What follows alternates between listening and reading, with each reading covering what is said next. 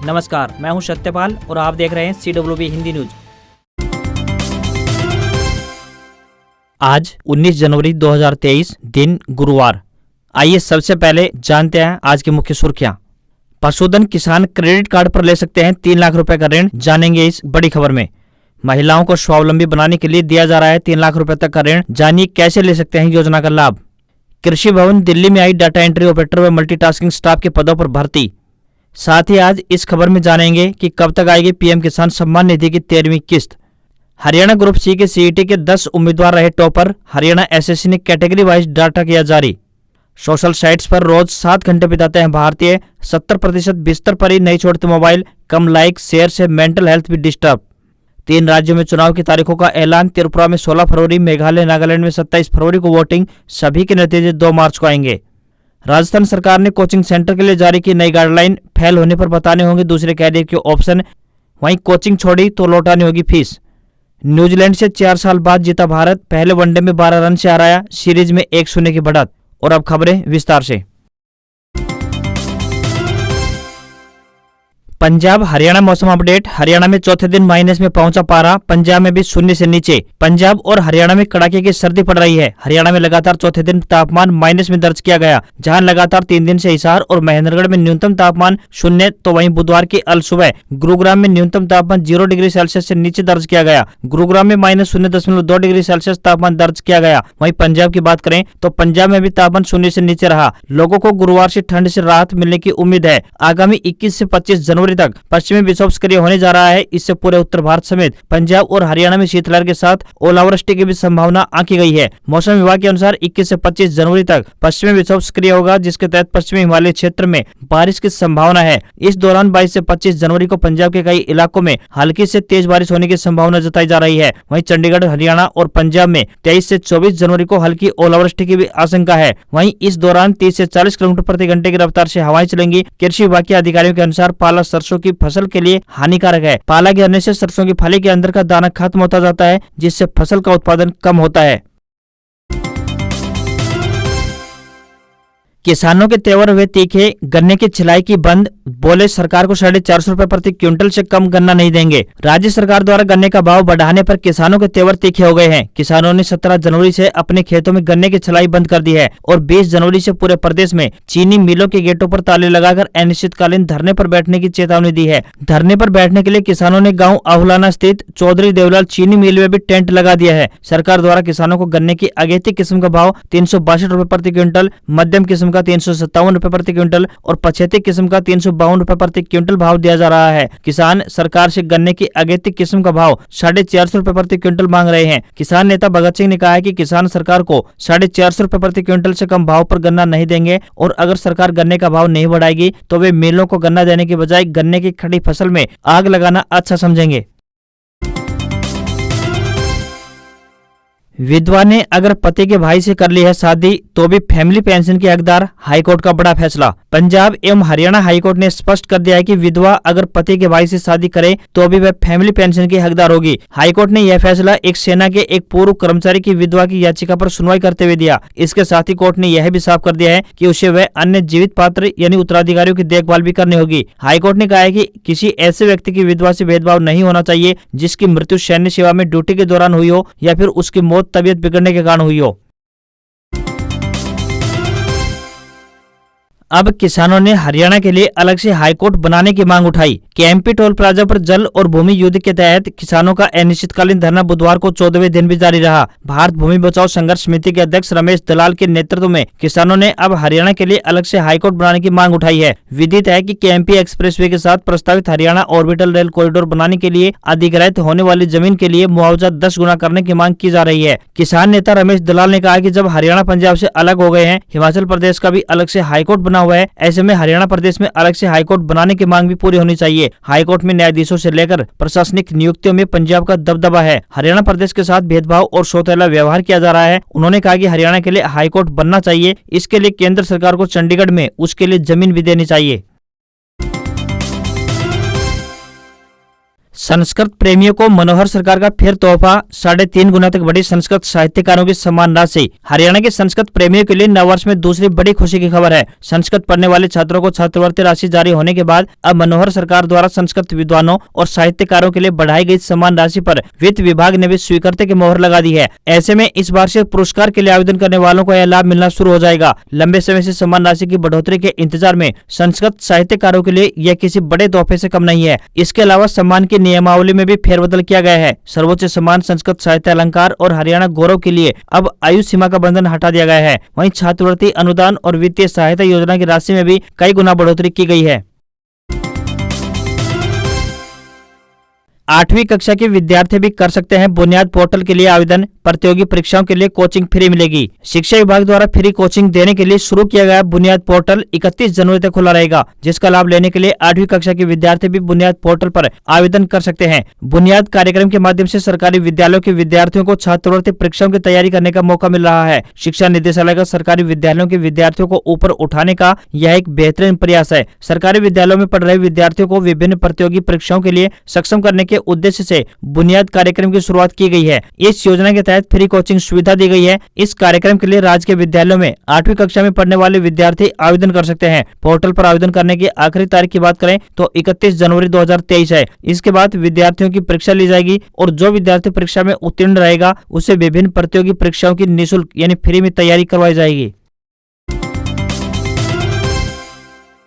Police ने जारी की एडवाइजरी, आसान तरीके से पैसे कमाने के झांसे से रहे सावधान, साइबर ठग ऐसे बनाते हैं लोगों को बेवकूफ। डिजिटल क्रांति के इस युग में हमारा ज्यादातर काम ऑनलाइन हो गया है या फिर हम अपने मनोरंजन के लिए इंटरनेट यूज करते रहते हैं। शॉपिंग से लेकर बिल भरने तक बैंक से जुड़े भी कई काम करने में अब हम ऑनलाइन मोबाइल, लैपटॉप या फिर अन्य डिवाइस का प्रयोग करते हैं। साइबर अपराधी साइबर अपराध करने के लिए नए नए तरीके अपना रहे हैं। साइबर अपराधियों द्वारा जाल में फंसाने के लिए आसान तरीके से पैसे कमाने का लालच दिया जाता है। उससे अपने अकाउंट में पैसे डलवाए जाते हैं और पैसे जब तक सैकड़ों में होते हैं तो कमीशन जोड़कर वापस भी देते हैं, लेकिन जैसे रकम हजारों में चली जाती है तो ठगों द्वारा ठगना शुरू कर दिया जाता है। बाद में उसके साथ ठगी का खेल खेला जाता है और उसके खाते से लाखों रुपए हड़प लिए जाते हैं। पुलिस द्वारा समय समय पर साइबर अपराध से बचने के लिए एडवाइजरी जारी की जाती है ताकि आमजन सतर्क रहे व सचेत रहकर अपने पैसे की सुरक्षा कर सके। पुलिस विभाग ने एडवाइजरी जारी करते हुए बताया कि अगर सावधानी या सतर्कता रखने के बावजूद भी अगर आपके साथ किसी भी प्रकार का साइबर फ्रॉड हो जाता है तो घबराएं नहीं, बल्कि तुरंत साइबर धोखाधड़ी होने पर शिकायत साइबर हेल्प डेस्क नंबर 1930 यानी 1930 अपने बैंक या नजदीकी पुलिस स्टेशन में दें और साइबर क्राइम पोर्टल cybercrime.gov.in पर अपनी शिकायत रजिस्टर्ड कराएं।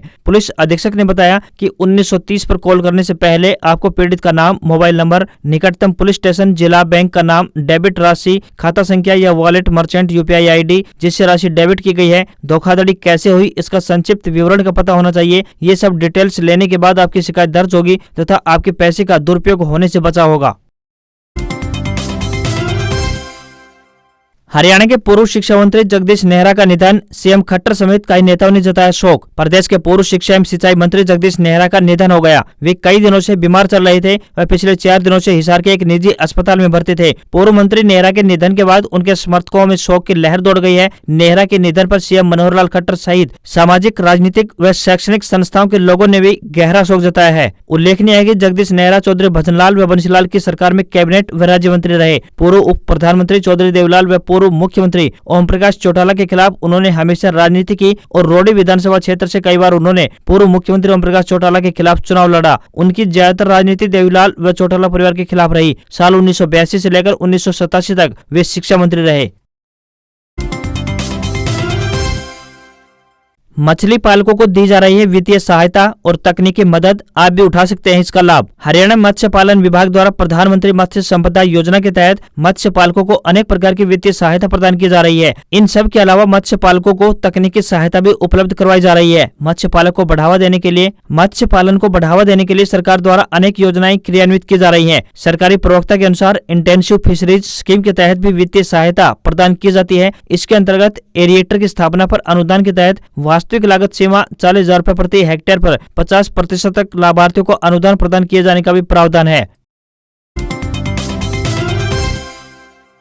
पशुधन किसान क्रेडिट कार्ड पर ले सकते हैं 3 लाख रुपए तक का ऋण। आप भी उठा सकते हैं इस योजना का लाभ। पशुधन किसान क्रेडिट कार्ड योजना के तहत किसानों को गाय, भैंस, भेड़, बकरी, सुकर, मुर्गी के रख रखाव के लिए 3 लाख रुपए तक का ऋण देने का प्रावधान है, ताकि पशुपालकों की आर्थिक स्थिति में सुधार हो सके। छोटे किसानों को पशुपालन व अन्य स्रोतों से होने वाली आय को बढ़ाने के उद्देश्य से इस योजना को क्रियान्वित किया जा रहा है। पशुधन किसान क्रेडिट कार्ड योजना के तहत किसान अपने पशुओं की देखभाल करने के लिए होने वाले खर्च हेतु पशुधन किसान क्रेडिट कार्ड के माध्यम से ऋण प्राप्त कर सकता है। कोई भी पशुपालक 1,60,000 रुपए तक की राशि की लिमिट तक पशुधन किसान क्रेडिट कार्ड बिना कोई जमीन गिरवी रखे या बिना किसी गारंटी के कोलेटरल सुरक्षा बनवा सकता है। यदि कोई पशुपालक किसान इस राशि से अधिक लिमिट का पशुधन किसान क्रेडिट कार्ड बनवाना चाहता है तो उसे अपनी जमीन या फिर कोई जमानत देना अनिवार्य होगा। ऋण लेने के इच्छुक पशुपालक अपने नजदीकी राज्य के पशु चिकित्सालय या फिर बैंक में जाकर पशुधन किसान क्रेडिट कार्ड के लिए आवेदन कर सकते हैं। आवेदन करने के लिए पशुपालन को अपने सभी दस्तावेज जैसे कि आधार कार्ड, पैन कार्ड, पशु का बीमा, पशु का हेल्थ सर्टिफिकेट आदि आवेदन पत्र सहित बैंक में जमा करवाना होगा। महिलाओं को स्वावलंबी बनाने के लिए दिया जा रहा है 3 लाख रुपए तक का ऋण। जानिए किस प्रकार से उठा सकते हैं आप भी इस योजना का लाभ। आजादी के अमृत महोत्सव की श्रृंखला में हरियाणा सरकार द्वारा महिलाओं को स्वावलंबी बनाने के लिए ऋण उपलब्ध करवाया जा रहा है। योजना के तहत महिला विकास निगम के माध्यम से विधवा, तलाकशुदा या फिर कानूनी रूप से अलग हुई महिलाओं को बैंकों के माध्यम से अपना स्वयं का व्यवसाय शुरू करने के लिए 3 लाख रुपए तक का ऋण उपलब्ध करवाया जाता है। बैंक के ऊपर लगे ब्याज की प्रतिपूर्ति हरियाणा महिला विकास निगम के द्वारा अनुदान के रूप में अदा करके की जाएगी। योजना का लाभ लेने के लिए महिला की आयु की बात करें तो 18 साल से लेकर 60 साल के बीच होनी चाहिए। महिला की वार्षिक आमदनी 3 लाख रुपए से ज्यादा न होनी चाहिए और साथ ही महिला हरियाणा के स्थायी निवासी होनी चाहिए। योजना में मसाला यूनिट, डोना बनाना, readymade garments, beauty parlour, auto rickshaw इत्यादि शामिल है। इच्छुक महिलाएं आवेदन करने के लिए व फॉर्म प्राप्त करने के लिए हरियाणा महिला विकास निगम कार्यालय से संपर्क कर सकती हैं। कृषि भवन दिल्ली में आई डाटा एंट्री ऑपरेटर व मल्टीटास्किंग स्टाफ के पदों पर भर्ती, जल्द करें आवेदन। Ministry of agriculture and farmer welfare Delhi द्वारा मल्टीटास्किंग स्टाफ व डाटा एंट्री ऑपरेटर के पदों पर भर्ती के लिए आवेदन मांगे गए हैं। आपको बता दें कि यह भर्तियां कॉन्ट्रैक्ट आधार पर की जाएंगी। जो भी इन पदों पर आवेदन भेजने के इच्छुक हैं वह ऑफलाइन माध्यम से अपने आवेदन भेज सकते हैं। महिला व पुरुष दोनों वर्गों के उम्मीदवार इन पदों के लिए अपने आवेदन भेज सकते हैं। आवेदन करने की अंतिम तिथि 30 जनवरी 2023 तय की गई है। मल्टीटास्क स्टाफ के पदों के लिए उम्मीदवार को 10वीं पास होना चाहिए। साथ ही डाटा एंट्री ऑपरेटर के पदों के लिए उम्मीदवार स्नातक पास होने चाहिए तथा 6 महीने का कंप्यूटर डिप्लोमा व 2 साल का कार्य अनुभव भी होना चाहिए। किसी भी वर्ग के उम्मीदवारों को इन पदों के लिए कोई भी आवेदन शुल्क नहीं देना होगा। न्यूनतम आयु 21 वर्ष और अधिकतम आयु के बारे में कोई जानकारी नहीं दी गई है। इन पदों के लिए आपको ऑफलाइन आवेदन भेजने होंगे।